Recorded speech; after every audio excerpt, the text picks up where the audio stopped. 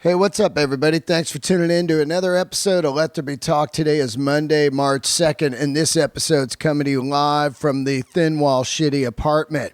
Boom, boom, crack, boom, blah, shitty wall apartment. Oh, man. So funny. It's like to me, the shitty wall apartment is it's like equivalent to having a roommate, you know, like you come home from a road trip all burnt and you're like, man, I hope my roommate's not there, you know, just so you can just lay down and just fall asleep. But with the shitty thin wall apartment, it's like having like 3 or 4 roommates. You don't know where the sound's coming from or who's going to be, what's happening, what, you know. Oh, anyway, how are you guys? And did you have a good Easter? All that stuff. I had an incredible weekend. Just insane weekend. Was out on the road with my man, Mr. Bill Burr. We were in Tulsa and we were in San Antonio. And I'm going to tell you, it was electric. Tulsa, first of all, I remember when I had Danny Boy on here from House of Pain, and he was talking about buying the house that The Outsiders was shot in, the movie The Outsiders. Well, this week was the 35th anniversary of The Outsiders, and I just happened to be in Tulsa.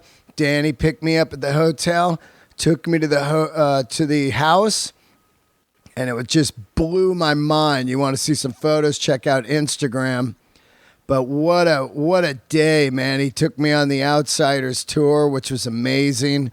The thing that was really the coolest about the whole tour was he took me to the drive-in. And I talk about the drive-in once in a while on this podcast, the drive-in movie theater. And, man, I just couldn't tell you what it made me feel like as we pulled around this turn, and there it was, the giant screen. And it was old school. Like, it was fenced in, but the fence was open. We could just drive right in, and it's still open. And they were showing Ready Player One this weekend right there at the drive-in, man. And the thing held, like, I would say, like, maybe 500 cars. Imagine back in the day, the 40s, the 50s, or whenever it opened, like, everyone would go to the drive-in. That just hundreds of cars out there watching movies, you know? Crazy. But we pulled in there, and there it was. It just hit me like a ton of lead, man. The scene where Dallas is hitting on Cherry. What's going on with you? You know, that whole thing. And she's like, move on, hood. Get out of here. All right, I know when I'm not wanted. Fine. God, I sat right there in front of the snack bar where that whole scene went down, and it's just something you'd think you're never ever gonna get to see. You know, like back watching that movie, I just worship that film of just like, God, this is how simple life was back then.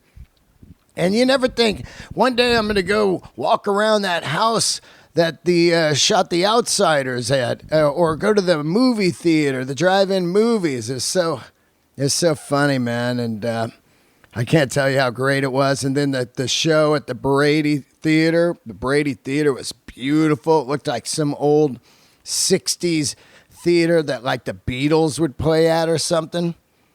And then the next night we were in San Antonio, and the Final Four was going on there, which Burr and I had no idea, a month ago when we were doing the shows that it was going to be the Final Four. So the whole town was just madness down there at this place called the Riverwalk. It was kind of like a Mardi Gras going on. And this is how great it is to be somebody with a powerful draw like Bill Burr. Because the Final Four is, if I was coming to town on my own and the Final Four was happening, they would just look right at me and go, yeah, dude, it's probably going to be a little ropes this week in the Final Fours here. And right away I would know, like, there's going to be no one here. But when you're like Bill Burr and you've been doing comedy like 25 years or something, and you're at the top, no one gives a fuck. They're like, yeah, Final Four's here, but Bill Burr's here. And he sold out 2 shows, like 5,000 tickets, man. And I mean, that is just awesome. I always say you want to be the thing in town that everybody else is like when you roll into town, you want to hear like, it would be packed tonight, but Bill Burr's here, so sorry, bro. I mean, you want to be the thing. You don't want to hear about the thing. You understand what I'm saying? You don't ever want to come to town and they go, it's the Final Four. You want to come to town and they go, dude, it's sold out. You're the thing. And that's hard work. That's all hard work and excellent joke writing and just fucking pushing forward, man. And a great inspiration that Bill Burr is to me, man. I just love it. Thank you, Bill, for having me, and thank you, Tulsa and San Antonio. And I just can't tell you how magic it was to see that outsider stuff. Go watch the movie if you've never seen it, or if you have seen it, throw it on this week and relive it. It's just so beautiful, that movie. What else is happening? Tomorrow is the Bon Scott tribute. We've been waiting for the Bon Scott tribute. It's finally here tomorrow night at the Avalon, 7 p.m. Hollywood. Sold out. Show is sold out, but I'm going to give you a heads up.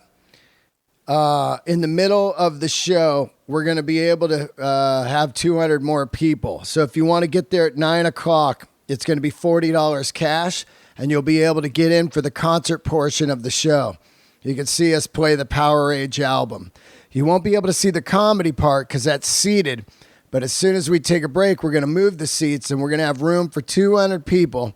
So come down at like 9, line up, and you'll be able to get in to see Scott Ian, Nikki Sixx, Rudy Sarzo, Dave Kushner, Bill Burr, Mark Maron, myself, who else? George Lynch, Steve Gorman from the Black Crowes, Billy Rowe, Josh Z, Michael Devin. It's on and on and on. It's going to be incredible. And we're going to light up the Power Age record. We're going to do our best to salute the mighty Bon Scott and, of course, Malcolm Young. And we're going to do it, man, tomorrow night. I cannot wait. All this hard work that this fucking thing has been is going to be well worth it. Okay, this week I will be in New Mexico with Joey Diaz. And all the info is on my website, deandelray.com. I'm pretty surprised. A lot of people hit me up all the time and say, hey, man, when are you coming here or there? Just go to my website. I keep that thing very current, and all kinds of upcoming shows are on there, all the tour dates, so don't miss it. I'm going to be in Nashville with Bill Burr at the Ryman, 4/20 and 21. San Francisco, I will be headlining the Punchline May 2nd, 3rd, 4th, and 5th. That's going to be pretty damn cool.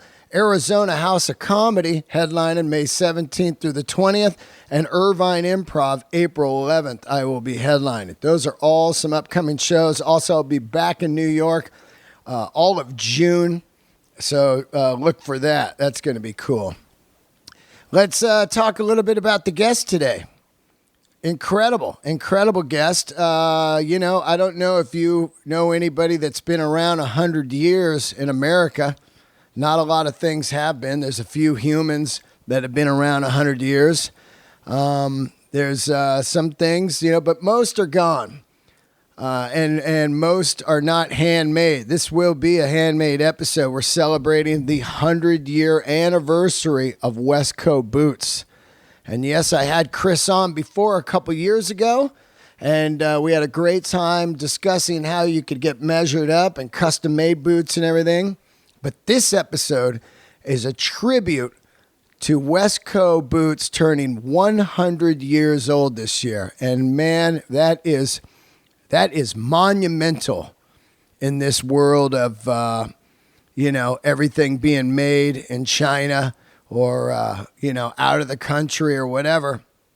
These boots are still made in America, in Oregon, by hand, by humans.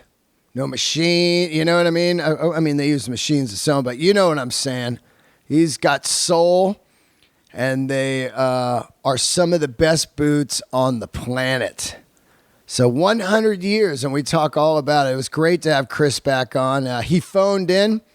We had to have him phone in. It's a rare phone interview. I don't like to do those usually, but I really wanted to have Chris on, so I did not want to pass up the opportunity. I hope you guys enjoy it. I know a lot of you really like these handmade episodes, and that really fires me up because I love this shit. I wouldn't have it on if I didn't love it. It's just blows my mind. I love great quality, and I love good stuff. And I think you'll dig it. Chris is on. That being said, let's also give a little shout out to Doc Martens, who turned 58 years old yesterday. And in honor of Doc Martin turning 58, I bought a pair of black made in England 1460s. I love the 1460 boot and the made in England especially. So happy birthday, Doc Martin. You know, you can't have too many boots. And I tell you, Wesco, Doc Martin, Brian the Bootmaker, Red Wing, what else? Whites. All these boots are great. Everybody has their own preference. But to me, at the end of the day, I always go back to Westco. I love them. And I know you'll love this episode. If you want to donate to the podcast, feel free to hit up patreon.com/Dean Del Rey. I want to give a shout out to Rami Becker for podcast donations. So damn cool of you. And if you guys are Patreon donators, I've been putting up all kinds of cool little things on the Patreon app so you can watch some private video for you guys. And I hope you enjoy that. This episode is brought to you by Onnit.com. People asking me how I stay trim, healthy, and want to get in shape and eat right and keep yourself together, man. You want to stay on this planet. You want to stay on it. You want to stay alive. You got to keep yourself healthy, and Onnit helps me do that. You want to get 10% off their products, you go to Onnit.com/Dean, and Onnit is spelled ONNIT.com/Dean.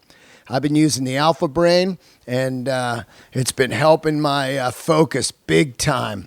You know, I get a little scatterbrain, especially since I quit sugar and caffeine. My brain just goes all over the place, but Alpha Brain really helps me out. I also like the new mood when I want to chill.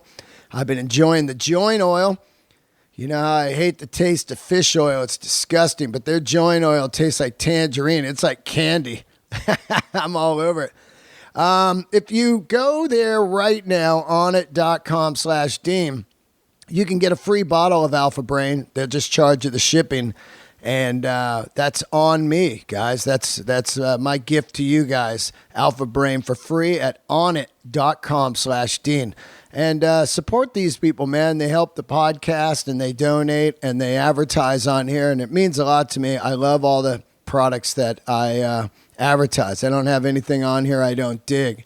So check it out. You can get 10% off everything and a free bottle of Alpha Brain. I guess that's about it. I will have some more info for you guys on how the Bon Scott tribute went down. And also you could maybe sneak some of peeks on my Instagram, which will be there tomorrow night. We'll be shooting a little bit of stuff for the Instagram. I love all you guys, man. I appreciate your support. And just keep spreading the word of Let There Be Talk. Tell your friends, subscribe, hit the YouTube channel, which you can find the link in my Twitter feed on the bio. YouTube channel has all the podcasts up there now. And I love you guys. Let's keep it going. Here we go. Candles lit. Handmade Wesco boots.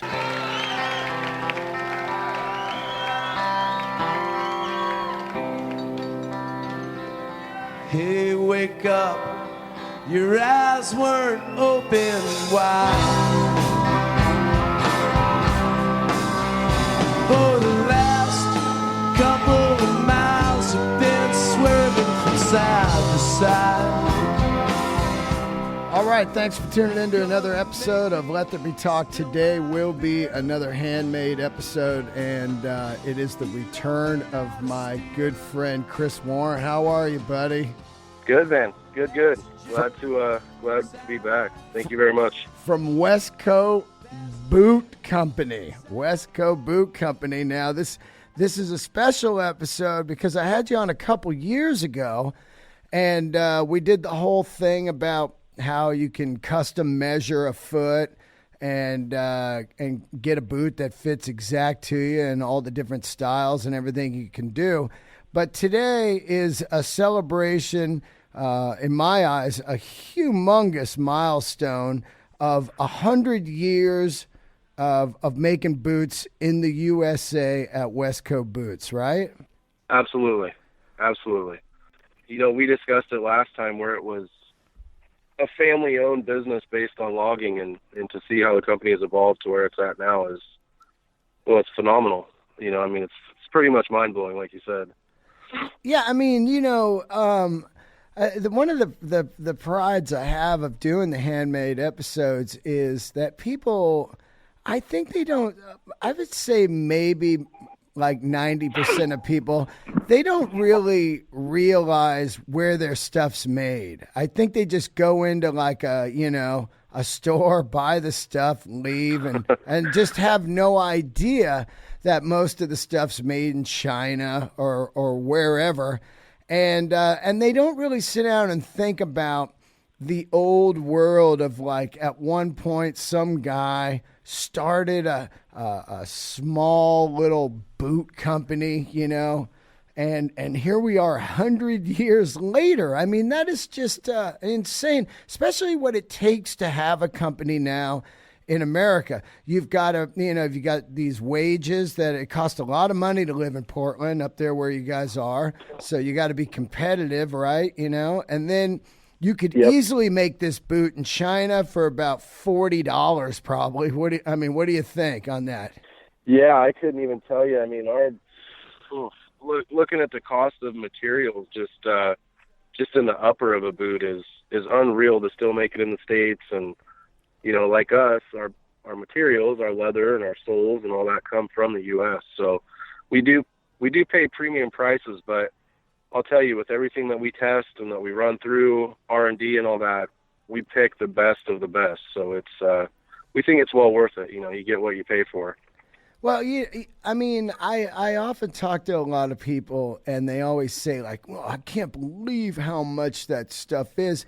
And when I look at it completely the opposite. I'm like, I can't believe how cheap this is. And I don't have a lot of money.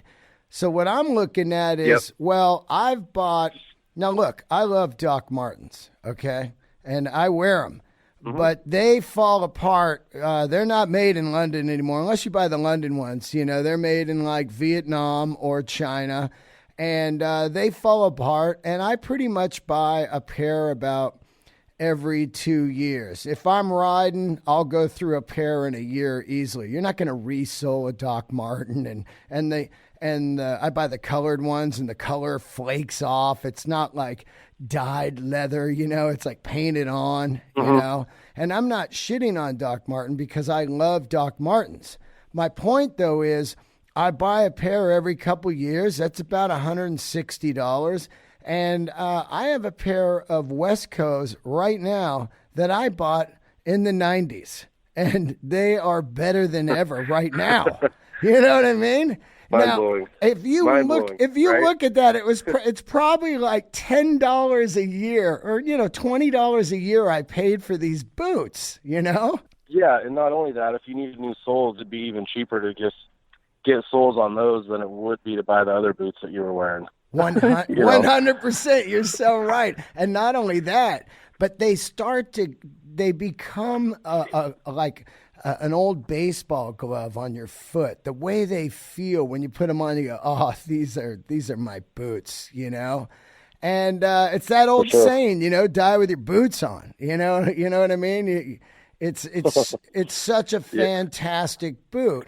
But my point is, people, they don't look at the long run in life. They look at like right now, like they'll pay $1,000 for an iPhone that'll be outdated in a year.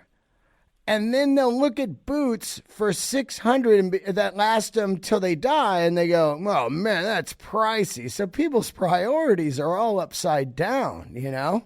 Yeah, absolutely. And I mean, I deal with, you know, it's an event for a lot of our customers that come in. Like you said, it's, you know, it's expensive, but when our customers come in and they grab that boot and they try a few on, I mean, you just see and feel the quality right out of the gate. It's not, you know, they don't question that. And then as they're going through building it, really for a handmade, custom, USA 100% made boot, like you said, it's not that expensive.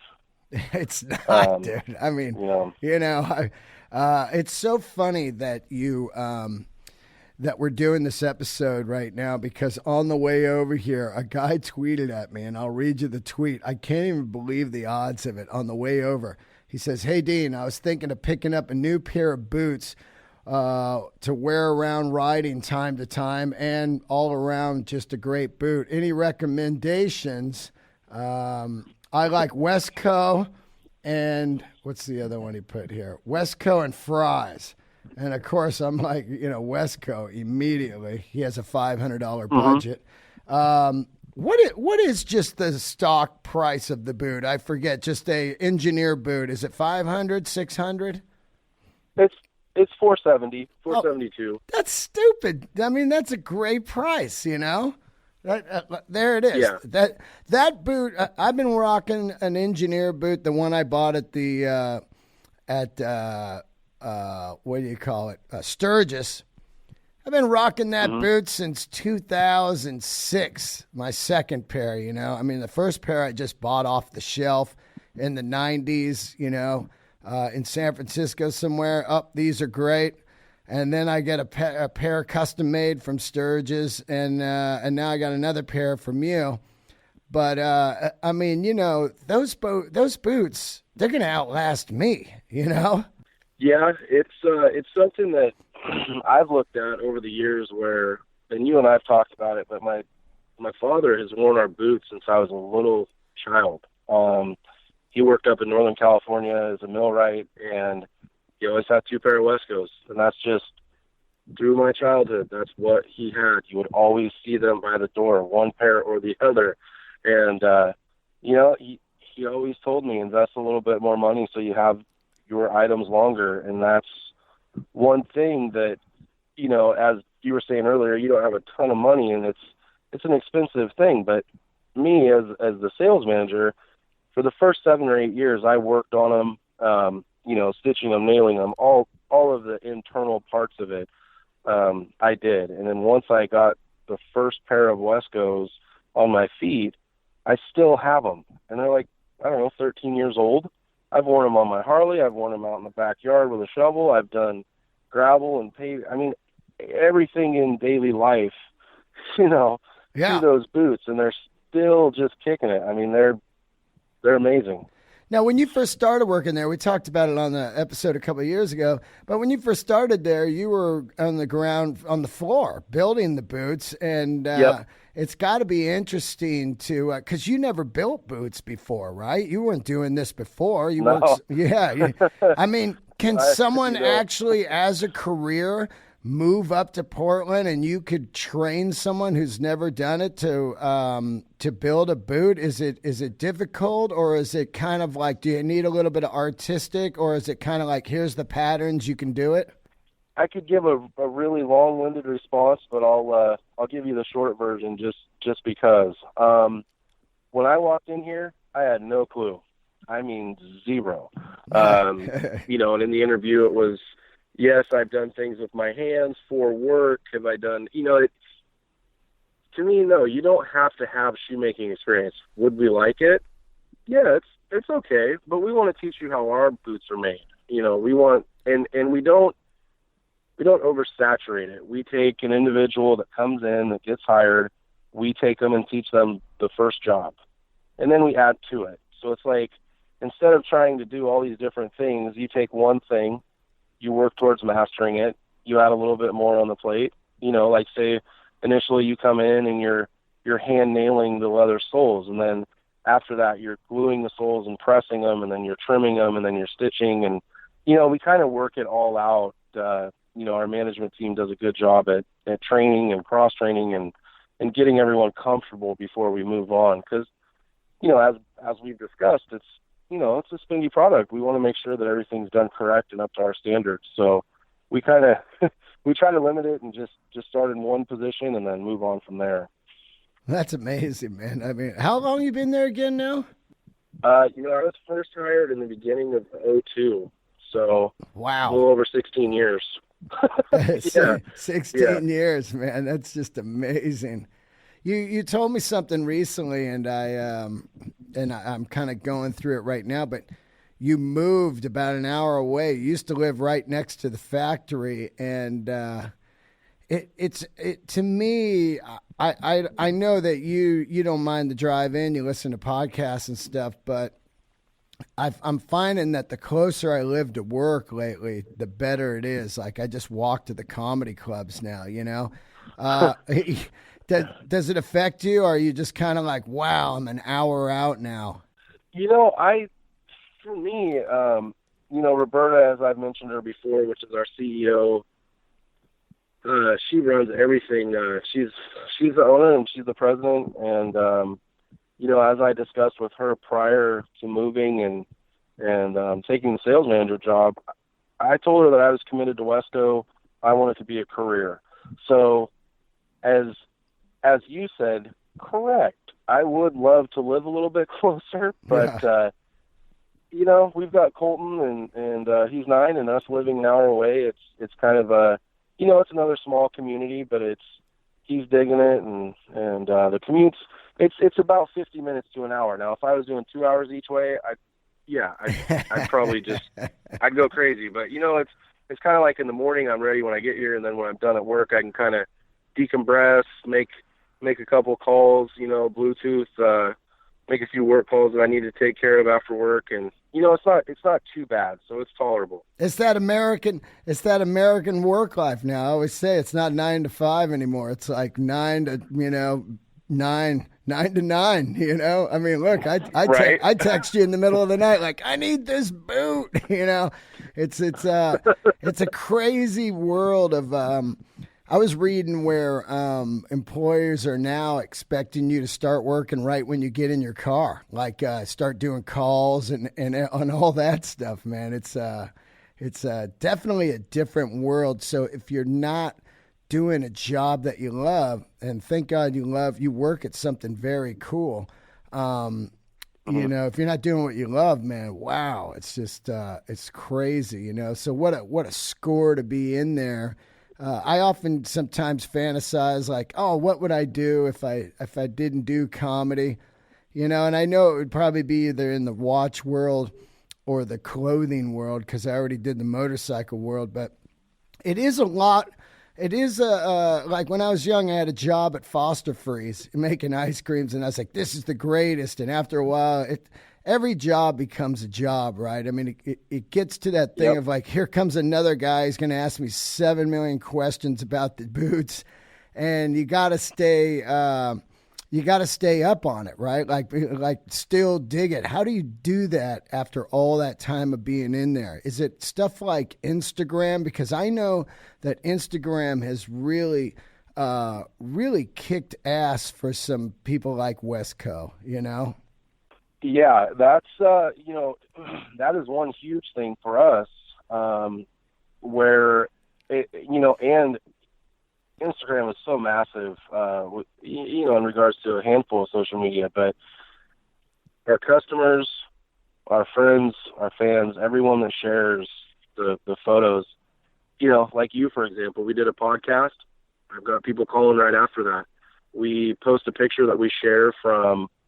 It could be Ship John, it could be whoever, Division Road, it could be Black Bear, whoever our dealer is, we'll put something up or they'll put it up. And I mean, more than not, nowadays, calls, emails. I mean, it's unreal, especially like that boot that you and I were discussing last time I was in LA, that horsehide boot. Right. I put that on Instagram, and I mean, I couldn't have had more emails about that boot. Well, that boot's incredible. Let's talk a little bit about that boot. It's a Job Master, right? It's a modified. So what we've done is we're trying to get away from a boot is called a Packer, for example. Right. But the Packer had what we call the number 65 upper is what we were using for it. 65 was used years ago on our lace-ups.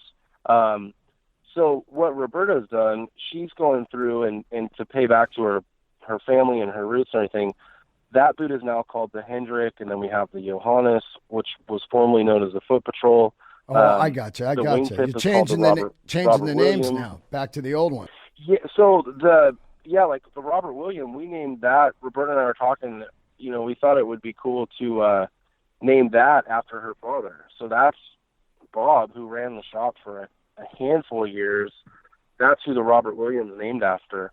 And then the boot that you were looking at is the Hendrick that had the toe cap and the kind of flatter Motor Patrol toe profile, but the old 65 Packer style upper. It's real. I mean, it's just classy. You saw it in person, so. Oh yeah, I mean, this is the boot I'm getting. Now, I mean, it's just so incredible, and I'm a horsehide freak, and the horsehide you were using was spectacular. Is that from Horween? Yep, that's Horween. It's so beautiful, and the low toe, because I noticed something that I kind of got over in boot taste, and over the years, boot taste changed for me, and I think it's a lot because I'm on stage and I can see photos and profiles, but I don't really necessarily like the white kind of bent up sole anymore, because it kind of seems if I see it on a photo, it seems kind of weird to me. But when you're wearing it and working in it, it doesn't matter. But there's different reasons for different styles. I wear mine on stage, and I stand a lot at night, and I walk a lot in New York. And if the boot is kind of heavy and stuff, I need to change it up. So each boot is different for me. One is great for motorcycle riding, and the other one's great for all around. This one looks great for all around.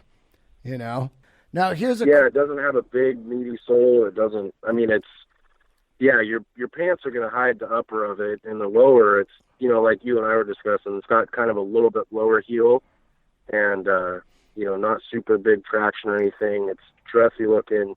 It fits a lot of different areas. Yeah, I mean, it just looks amazing, man, and the toe cap is just classic with the brass, and you can see it in their Instagram, you guys. If you want to see it, go to Wesco Boots, and it's about the 10th photo down. It's called the Hendrick. It's got the brass eyelets. I don't need the speed hooks. Do you like speed hooks? Because it seems to me that speed hooks, I don't know if I'm doing it wrong, but the lace will come out of it sometimes, and then all of a sudden the boot's loose. Yeah, it depends how you fold that tongue over. Ours are designed for a little S-curve, so the way that you fold them, it'll lay down flat, and it won't put excess material on the sides of your ankles. So it just depends. I'd kind of have to look at it, but, it's in a short boot, it's not bad either way. Some people prefer the speed hook because they just put one finger in between both laces and they lace it really quick at the same time, tie it and go. And then others don't. They just don't want that. They don't want the hook sticking out on it. They want it to be smooth, clean, dressy, all eyelets. So really preferences on that.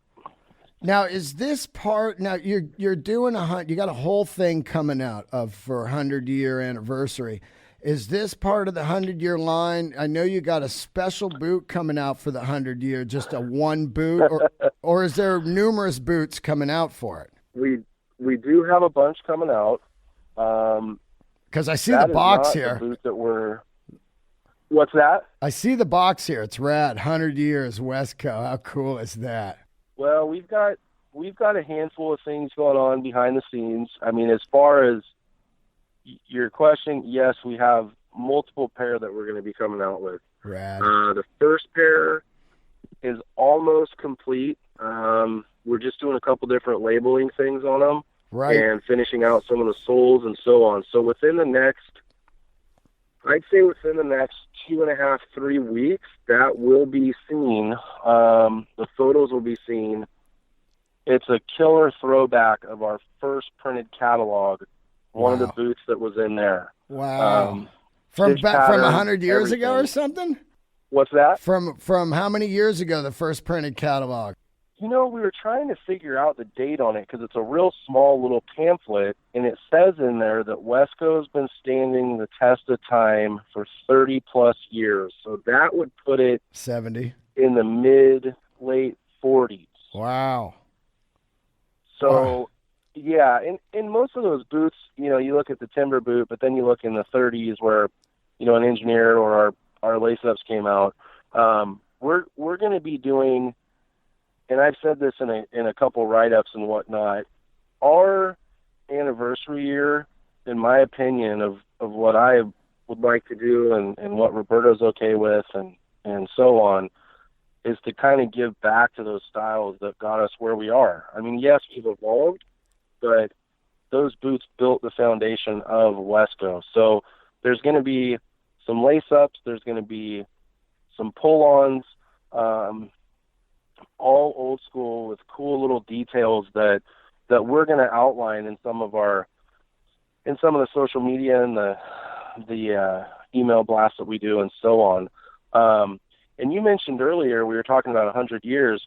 One thing that's been really cool through all this is Roberta has some old albums that we've been going through, and there's some pictures that I'll be sharing. Like our factory here in Scappoose, Oregon, we have a picture from 1935 when the first time we started working here at this factory. And I mean, it's unreal. It has the structure of the building, but it's been added on to a bunch since then.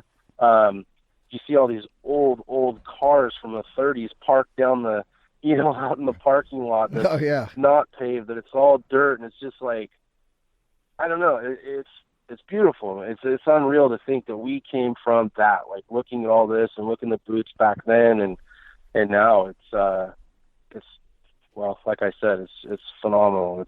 It's pretty amazing. So I know Roberta and Peggy's another owner up here, and Jeannie as well, who are just, I'm sure they're beside themselves, to know that they've helped this company succeed so well for so long from their father and their great-grandfather and so on. So, how many boots do you guys make a month around? Do you know?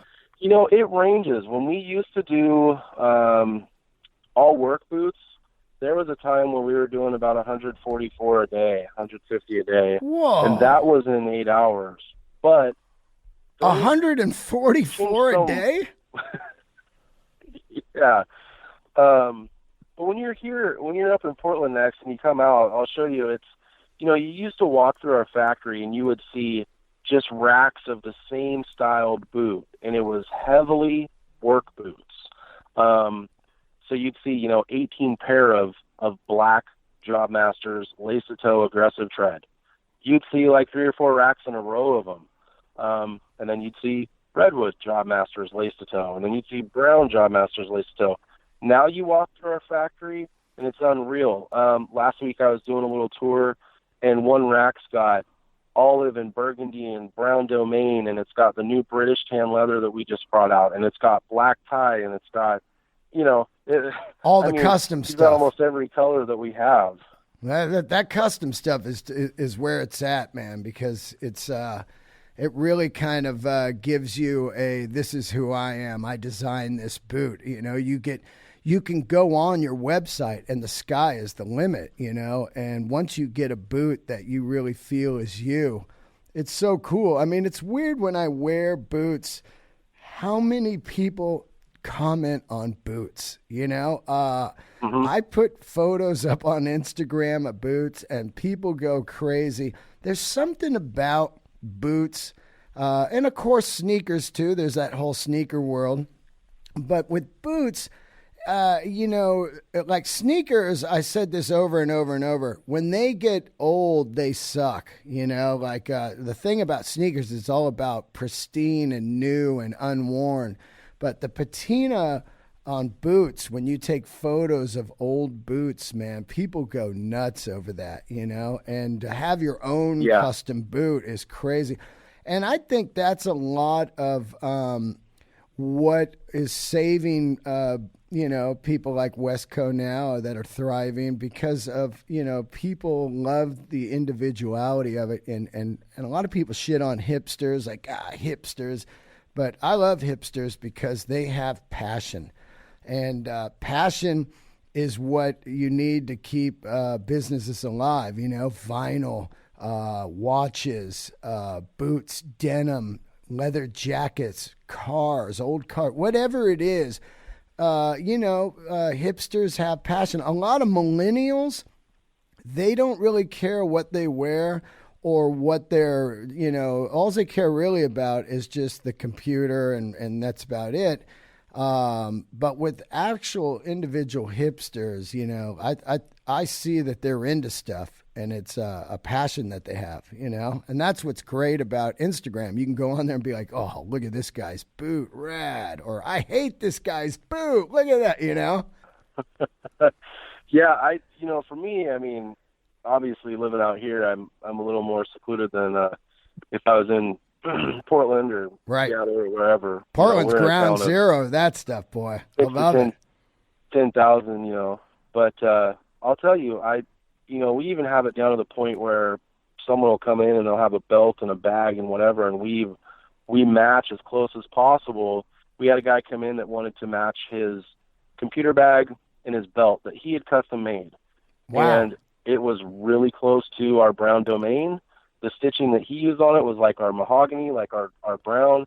And, I mean, we made this beautiful pair of boots, and then he sent us this photo of it that was just phenomenal. And, you know, I think and where people save and they're really looking for something that puts their personal touch on it, and that's such a massive part of succeeding with our custom product. It's, you know, they come in, like you said, they can pick out what they want, and that's very slim these days to find a made-to-order, custom-to-you, handmade boot. It's true. It's true. I mean, you know, even the biggest companies like Red Wing, you know, they don't do that. You know, it's I would wear Red Wing, but they don't make, you know, they make a double E wide only in one boot. So they don't get my money ever, you know, because that particular boot I'm not a fan of. And I go, what about this one in double E? We don't offer that. And it's like, that's you know, that's crazy. But I get it because it's such a pain in the ass to do, you know. So for you guys to do it, I know how much work that goes into that, because it's like you much rather, I mean, not much rather because it gets boring, but an easy way of a company is just like, here's what we make. These 5 boots, see you later. You know what I mean? Yeah, and you can see that even in some of the smaller companies, they don't offer. They've gone away from offering made to order, and I don't really know what that says for them. You know, I don't know their ins and outs of how they were handling it. For us, we've always taken pride on. We can't do everything out there, but damn, we can do a lot, and it's, you know, we try to keep as many of our options as available as possible. You know, and like you said, and you know, and doing our boot builder is a great way, or just looking at our Instagram, because some of those boots that go through, like I've said in the past, and I'll probably say it for my whole career here, some of that stuff I wouldn't have thought of putting together. Some of those options and toes and heel heights and hardware with different stitching, and oh yeah, when I walk through the factory, I'm like, oh, I need to make a pair of those in a 13. Yeah. You know? Oh, I love that. You pretty much everybody else's lunacy becomes you get to see all this stuff and go, oh yeah, I dig that, and then you could just make one. Where to me, I come up with something and I get it and I go, man, I missed the mark on my design. You know what I mean? Like, that's hilarious because you get to see it up close. There's a great photo on your Instagram, and a lot of celebrities wear your boots, tons of them. And there's this one of Pride of Gypsies on Jimmy Fallon, wearing this. Jason's wearing this rad boot, man. Did he order that custom, or did you just happen to see him on Fallon and be like, "Oh wow, that's our boot"? Oh no. We worked on that design for those boots for him. He's got a few different boots that have that, and you can see where he had commented on there too under that photo. Where we've done some different boots for him. That one has a really specific where we kind of combined a half slip, which goes on a side flap that goes on a climbing boot, and the toe cap. We removed part and then we made it all one piece on there. So it's kind of like a crazy looking toe cap gear shift kind of combo, I guess, if you will. I had the shifter patch for years on mine, and people would always go like, "What is that? Did you have a hole in your boot and just put that on there?" I love that, Yeah. But I tell you what, man, to have a shifter cap on your boot is just genius, because all those years of, that's the spot where now a lot of the shifters have rubber, but back in the day it was just like a cheese grater for a shifter, Yep. So it just shred right through your boot after a few years, so it's pretty amazing to have that. Let's talk a little bit more about the 100-year stuff coming out, because I'm pretty excited about this. Are you still not able to get my favorite logo, the triangle logo that was on my dirt trackers? Well, you'll see it. There's something we're using that has a logo that's similar. Right. But you'll see that during our second and third quarter. So we're kind of a little bit. So our anniversary isn't actually till towards the end of the year. Right. But we've been working on a handful of things, and this time we just made a sample, put it through, and each little tweak. And what I'm doing now for the second quarter is I've actually had it where we've thrown together some of just the pieces of the upper. So we're looking at color combos and so on with labels and tags and all kinds of stuff. So you're going to see it back out there. I'm not going to tell you right now what it is, but you'll see it, my man. You'll see it. I tell you, man, I still am bummed I sold my dirt trackers. Remember, I told you I thought it was like the boots were causing backaches, but it was really my back was messed up. You know what I mean? But man, I think the dirt tracker. Actually, I think this new Hendrick is my all-time favorite, It's replaced the Dirt Tracker as my favorite boot. It's just got something about the toe shape, and it's not the big old bubble toe. Because the bubble toe is definitely not good for me when I'm on stage or just wearing them normal, The way this boot looks, and I was glad to see it in person, Now people can go up to the factory and take a tour, right? Yeah. We, I'm here Monday through Friday. Friday we don't actually have any production going on, unless we're working on, some makeups or something like that. But generally our staff works 6 to 4:30 Monday through Thursday. And then there's a lot of days where, if it's a Friday or something, Bruce might give a tour as well. If one of us isn't here, he is definitely happy to do it as well. We just try to work it around our production and how much time it's taking. If our lead times are way out there, some times of the year we don't do tours. Just purely based on everyone's trying to get it going and make sure that we're not too far out there.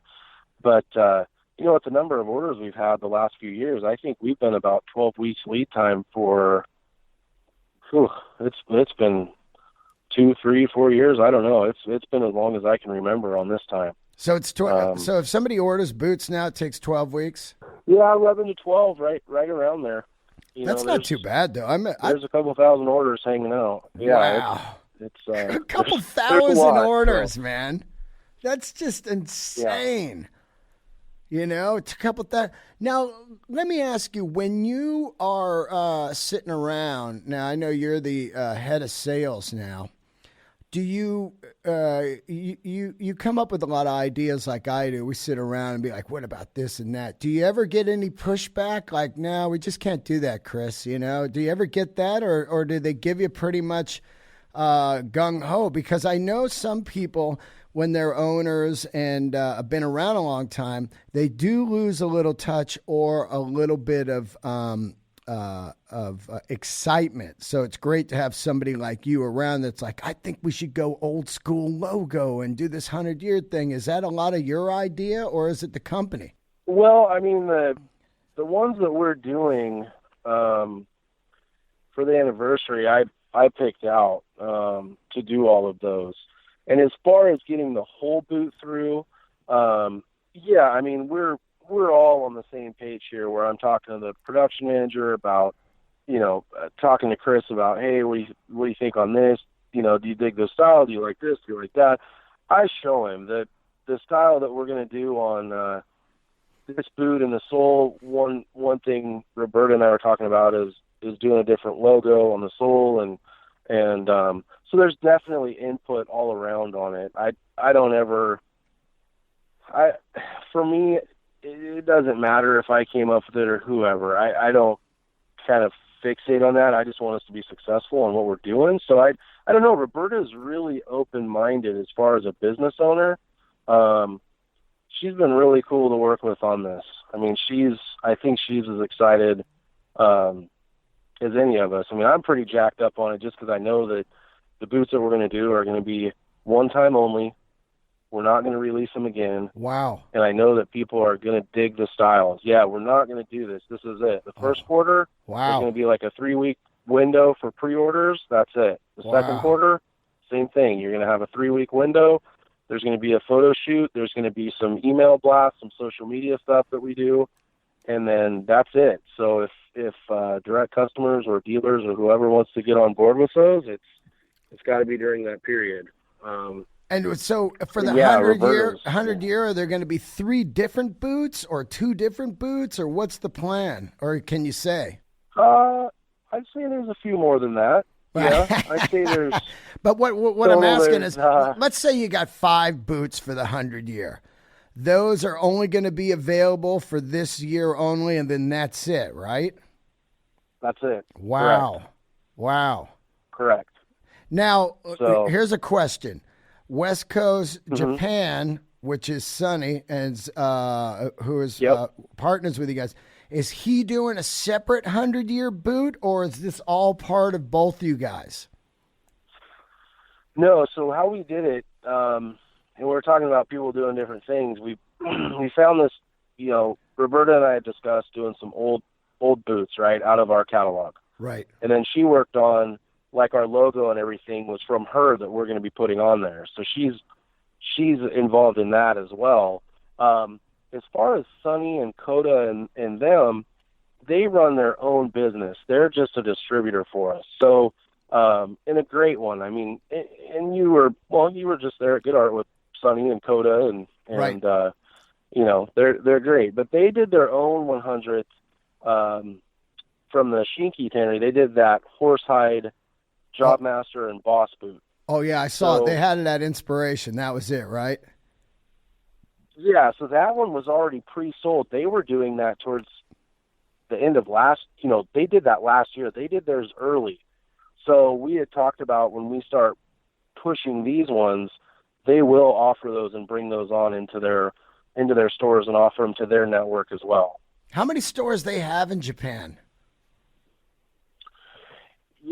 Sonny was talking about that when we were down there. I think it's over 60. Whoa, 60 stores in Japan? Yeah. Wow, man. Yeah, he was talking about it in a group, and I know he said something like that. That's incredible, man. I know Japan loves Westco, man, and they love Americana. They love denim, they love boots, they love watches. They love Harley Davidson, Indian, everything. They're so into that. I love that about Japan, you know, and those people that come to the Inspiration Show that, you know, are the Japanese distributors and makers of all the great stuff. Those people are so amazing, man. They're just, the passion they have is just great. I love talking to them, you know. But it's just so great to see those guys. And I really think that Japan is, you know, responsible for a lot of these companies still being open, holding, you know, keeping them afloat during the lean years, you know. Yeah, and Sonny, he does a phenomenal job. And I don't know, did you look at his Instagram where they had shared the photos of the book? Yeah. Yeah, the cover of the book. So that's going to be something that's pretty unreal. I mean, our owners work direct hand in hand with him on critiquing and proofing, and I mean, it's well over 250 pages. It's amazing. It's a full coffee table. The history in there's unreal. It's a coffee table boot, a lot like something Rin Tanaka did with the leather jackets and hippie clothing and surf clothing and everything, right? But it's just going to be Wesco boots. 100% history of Wesco. Yeah, it's all Wesco, and from old logos, the buildings, the pictures, to locations downtown Portland, to, just it's unreal. It's unreal. Now, where can people get that book? Because that's a must-own book. Is that Japanese only, or because I'm looking at some of the stuff on here. Is it going to be available online? Where can you get that book? Sonny was just here a couple weeks ago, and we were talking about it, and he said he was going to sell that book. There's going to be 2 versions, he said. In that book, I'm thinking it will be available online. I'm not 100% sure. I know the amount of copies that he purchased, and it is in Japanese and English. That's awesome. So, it's sweet. Absolutely. And editorial by Rin Tanaka himself, man. Now, where did he get a lot of these photos? Did you guys donate photos to it and stuff like that? I looked at, they had come up with a lot. Roberta over the years has given them a lot as well. When I walked in, she took like a couple weeks away from the factory, at home to critique this book. There's so much information and dates and people and it's just unreal. So, that's right. And she had where she would bring some things in and old stamps that we've had, and Rin would scan them and then put them in the book. And it's just watching it come together is great. Let's talk a little bit about that cool ride you guys did. Of course, Portland has some of my favorite companies on the planet, one of them being Langlet's Leather, another one Ship John, who I just had on, and then you guys, of course. I love Portland's just a hub of just radical great shops and food and people, owners of companies. Now you guys got together and you did a ride from up there all the way to what you call it? What was the bike run? Born Free. Yeah, Born Free. Now, yep. How cool was that? You had some people from Japan that came out for that and everything, right? Yeah, the more I reflect on it, it's a once in a lifetime type of thing. It was really cool, and what we did is, our distributors. So Sonny and Koda came from Japan. They brought bikes, or did they rent them? Go ahead. Did they rent bikes, or did they bring their bikes over? No, they rented Harleys for that ride. Okay. They rented them. So they had they rented, and then Dell and Yule from Good Art China came over. My friend Milo came up from Southern California. Neil from Standard and Strange met us in the Bay. A handful of Chris, our plant manager, and his friends, my friends as well, they came with us. My in-laws came with us. It was this big group, and we left here and we kind of pieced it out in 4 days. But we had on, like you just mentioned, whether it was something from Mike at Ship John or Benny and Scott and John over at Langlet's, or, you know, all of us had Wesco boots on. And you can kind of thumb through those pages on Instagram. You could tell when we were on that trip because I had posted a handful of pictures. But, you know, for people to fly in from other countries, I mean, I couldn't ask for a better experience. It's so rad because it's just I've done long rides with people to Sturgis and, you know, all over, you know, a lot of huge rides, Redwood Run and all that. And the bonding of that kind of those kind of rides is they're locked in your brain forever. And also to have people that are way into the same stuff, like the jackets, the denim, the motorcycles, the boots, everything.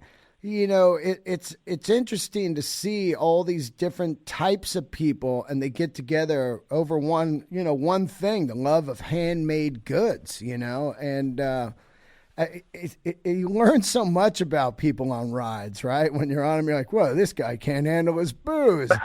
This guy snores. This guy, I hate the guy that doesn't gas up when everybody gasses up. You're like, what the fuck are you doing? We're gassing up. Gas up. Well, you know.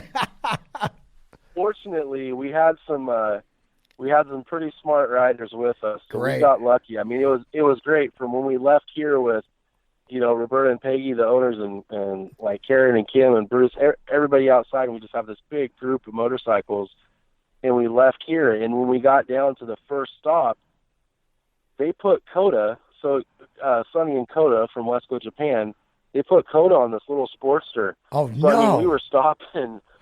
Oh, we no. were stopping all over. Oh, what did he have for, like, did you guys have a follow truck or something? Because there's no way you could do that ride with, like, a backpack. I've done that before. It's like a small child on your back. After 4 hours, you're like, I'm done. Yeah, so our friends, Jeff and Randy and Lionel, who are good friends of ours, of Chris and myself, we used my father-in-law's big trailer, and that held a couple bikes, and then we used Randy's truck, and then Jeff and Lionel helped the group, like lead the group and so on, all the way down through to Southern California to Born Free. But when we got to one of the gas stations, we realized that Milo had these 2 cans of fuel.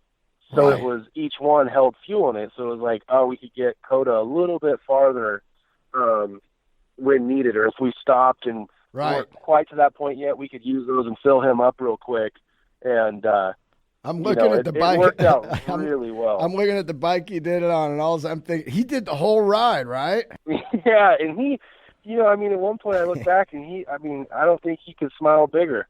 Wow. You know? Well, you know, on your first couple rides, I could imagine coming from Japan and being up in Portland, and you're going on this long ride. What is it, 1,000 miles or something? To Born. The way we took it was 1,200. Yeah, 1,200. So there you go.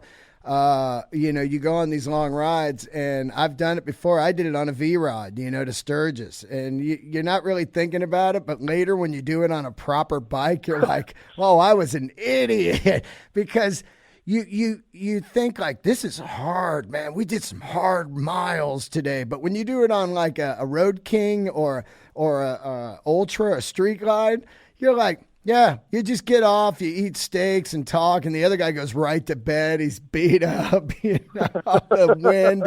And well, I'll tell you, the temperature difference was unreal, because we left here, it was June, so I mean, by the time we're on I-5 South, I don't know if you've ever been, have you done I-5 down through Oregon over to the Northern California border? Yeah, because you get up in the altitude and stuff, and man, gets freezing. Same when you're going to Sturgis. You're dead summer, but then you get to the Vail Pass at 13,000 feet, and it's winter up there. It's like 30 degrees, and you're going, this is fucked. You know, you're not even thinking about that stuff. Thing. Yeah, same thing. Yeah, you don't think about 97 that. in Grants Pass. And then like 55 on the Northern California coast by the ocean with rain. Yeah, man. You just, you know, here you are. dead summer. You're like, oh, I'm all good, man. I got a hoodie. I got a Got my hoodie. Wrangler hoodie on. Yeah, I got a hoodie and some gloves and boots. And then you're like, oh, hey, pull off of that truck stop. Oh, now you're buying some shit clothes at a truck stop, man. I've been there. Hey, listen. Man. Luckily, we had that trailer, so we had a bunch of bags of stuff. But yeah, what a ride, and what a cool spot. I mean, you can see some of them where the cool thing was kind of what you and I have touched on this whole time. Everybody had on a different style of Wesco. That's so cool, man. That is so cool. It was killer. Are you doing Born Free this year again? Because I know that people can meet you at Born Free and get their foot measured like you do every year, and then they have a boot that is custom measured to their foot. Are you doing that? Right now we haven't done that. We've been talking about going with we got a couple other things in the works right now that we're trying to figure out, because we had talked about doing the salvage run. We had talked about which is the last part of June, going over to is that the Palm Springs one? Team up with Giles and Alex, with Ironheart. Oh, I got you. Yeah, we're going to be in Germany and the UK and do kind of a thing there where everyone can come visit and get measured and and so on. So I think we might be out this year. Now wait a minute, what is that? It's what's it called? The Salvage Run? Yeah, so it's a trade show that we, a few years back, I originally met Giles with Ironheart at a show called Bread and Butter in Germany. Right. And it's a big show, and that's since they've been doing a show called Salvage Run, which I haven't been to yet, so I don't know all that it holds. But Alex, who's working with Giles and Paula and everyone at Ironheart now, Alex did the show, and he was talking about how he had Ironheart and he had Wesco there, and there were so many people that he couldn't bounce back and forth. So we had talked about me going back over there and helping with part of the booth and is it all Wesco and doing a trade show. Is it all denim and that kind of stuff, like an inspiration? I think so. I don't know about as vintagey as inspiration. Right. But all Japanese and handmade stuff like that stuff? Yeah, I think it's definitely that tune. And I can send you some stuff on it once we're off the phone and all that good stuff if you want to check it out. I mean, yeah. I'm sure it's a killer show. They said they did phenomenal there. And we're going to do an opening for one of our guys, the Lowdown on Denim. So, wow, that's rad. I wouldn't mind seeing that, man. Well, I got to tell you, man, congrats on the 100 years. And it's so great to have you as a friend over the last couple of years and dealing with my lunacy of boot addiction and the constant search. To put it mildly. Yeah. The constant search for the ultimate boot. I definitely have the ultimate leather jacket. My kind of jacket hunt has kind of really taken a back seat these days. Ever since I got that Real McCoy's Buco J100, I really haven't. I look at jackets, but I haven't really purchased any. It's just finally got the ultimate jacket after 40 years or whatever. But awesome. I just love constantly looking at the boots, and they never get old to me, And this new one that you got, this Hendrick, just knocks me out. I'm looking forward to it. And I'm looking forward to seeing this 100-year stuff, man. I'm pretty fired up for it. And I still got to get to that damn factory, man. Last time I was there, I had no car. And you guys are kind of like 30 minutes out of town, so I just didn't make it. But I will be in Portland again one day. I think I'm going to do comedy at Ship John's grand opening and then come up and see you and make it a whole weekend of just a little bit of handmade goods touring, Perfect. Thank you, and absolutely. Tell everybody. Our doors are open. So the Instagram is it's Wesco Boots, everybody. That's WESCO BOOTS, Wesco Boots. And do you have a Twitter? Because I never can find it because it's something weird. We had a Wesco Boots Twitter, but it wasn't as I think Instagram is probably the most beneficial for us, and we have a Facebook as well, but Instagram seems to be the main one for the substance and everything that we want, and it seemed to work out the best. So that's the one that I always recommend everyone to go to. Okay, and then any discounts if they heard this episode? You know, we could do a discount. Just tell them to email Chris at Wesco Boots, and I'll figure out something for them. Chris at Wesco Boots, everybody. Email him, Chris at Wesco Boots. Get your boots. I know the last time I had you on, I had 1 million people emailing me. It was a great episode, and this is just great to have you on to celebrate the 100 years. I remember when you were here, it was 98 years. I remember it. And here we are 2 years later. We're both alive, and the 100-year anniversary is here. So much to celebrate. Thank you, dude. Great talking to you. And it was great to see you at Good Art last week and Inspiration. Always cool to see you. And I can't wait to see what you got coming up, man. Thank you. Likewise. All right. Thanks, Dean. I'll see you later, man. Thanks for tuning in, everybody, to Let There Be Talk Handmade. Don't forget to subscribe and leave a review on iTunes, and check out the YouTube page, Dean Del Rey. I got all the episodes up on there now, and also check my website, deandelrey.com, for all upcoming tour dates. If you want to donate to the podcast, it is Dean Del Rey. It's patreon.com/Dean Del Rey. Keep rocking, guys. Candles lit. See ya.